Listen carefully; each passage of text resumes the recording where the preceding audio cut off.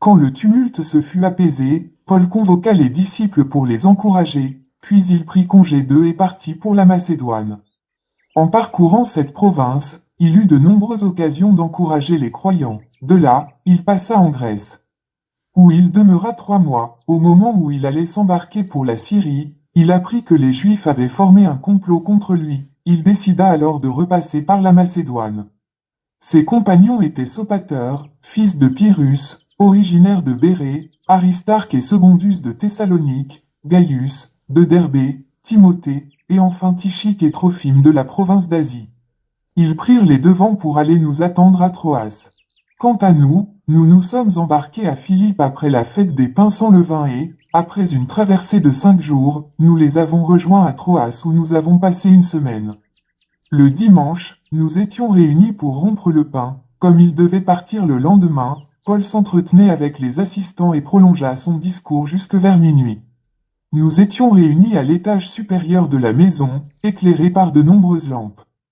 Un jeune homme nommé Eutychus s'était assis sur le rebord de la fenêtre et, comme Paul prolongeait encore l'entretien, il s'endormit profondément. Soudain, dans son sommeil, il perdit l'équilibre et tomba du 3e étage. Quand on le releva, il était mort. Paul descendit, se pencha vers lui, le prit dans ses bras et dit, « Ne vous inquiétez pas. Il est encore en vie. » Il remonta, rompit le pain, mangea, et continua de parler jusqu'au point du jour, puis il partit. Quant au jeune homme, il fut ramené chez lui indemne, au grand réconfort de tous. Pour nous, nous avons pris les devants, et nous nous sommes embarqués sur un bateau qui nous a amenés à Assos, où nous devions prendre Paul, conformément à ce qu'il avait décidé, car il voulait faire la route à pied jusque-là. Quand il nous eut rejoints à Assos, nous avons repris la mer ensemble, après une escale à Mytilène. Nous avons passé le lendemain au large de Chio. Le jour suivant, nous jetions l'ancre à Samosée. Un jour plus tard, nous abordions à Milet.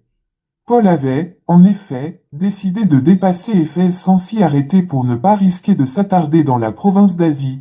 Il se hâtait pour être à Jérusalem, si possible, le jour de la Pentecôte. Pendant l'escale à Milet, il envoya quelqu'un à Éphèse pour demander aux responsables de l'Église de venir le rejoindre. Quand ils furent arrivés auprès de lui, il leur dit, « Vous savez comment je me suis comporté pendant tout le temps que j'ai passé parmi vous, depuis le jour de mon arrivée dans la province d'Asie.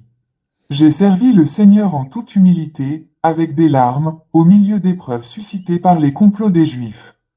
Vous savez aussi que, sans rien vous cacher, je vous ai annoncé et enseigné tout ce qui pouvait vous être utile, soit publiquement, soit dans vos maisons. Sans cesse, j'ai appelé Juifs et Grecs à se tourner vers Dieu et à croire en Jésus, notre Seigneur. Et maintenant, me voici en route pour Jérusalem. L'Esprit m'y oblige, mais j'ignore ce qui m'y arrivera. Tout ce que je sais, c'est que le Saint-Esprit m'avertit de ville en ville que je dois m'attendre à être emprisonné et à connaître bien des souffrances.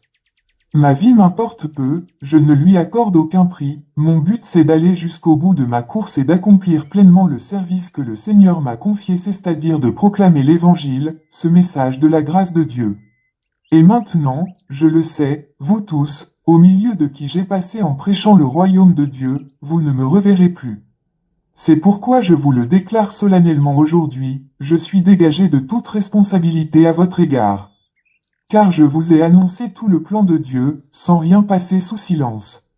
Veillez donc sur vous-même et sur tout le troupeau de l'Église que le Saint-Esprit a confié à votre garde, comme le berger le fait de son troupeau, prenez soin de l'Église de Dieu qu'il s'est acquise par son sacrifice. Je le sais, quand je ne serai plus là, des loups féroces se glisseront parmi vous, et ils seront sans pitié pour le troupeau. De vos propres rangs surgiront des hommes qui emploieront un langage mensonger pour se faire des disciples.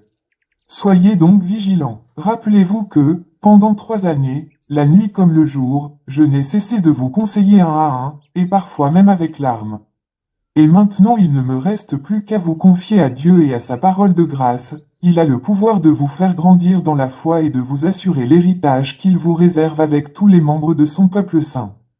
Je n'ai désiré ni l'argent, ni l'or, ni les vêtements de personne. Regardez mes mains, ce sont elles, vous le savez bien, qui ont pourvu à mes besoins et à ceux de mes compagnons. Je vous ai montré partout et toujours qu'il faut travailler ainsi pour aider les pauvres. Souvenons-nous de ce que le Seigneur Jésus lui-même a dit, il y a plus de bonheur à donner qu'à recevoir. Après avoir ainsi parlé, Paul se mit à genoux et pria avec eux. Tous, alors, éclatèrent en sanglots et ils se jetaient au cou de Paul pour l'embrasser. Ce qui les affligeait surtout, c'était de l'avoir entendu dire qu'ils ne le reverraient plus, puis ils l'accompagnèrent jusqu'au bateau.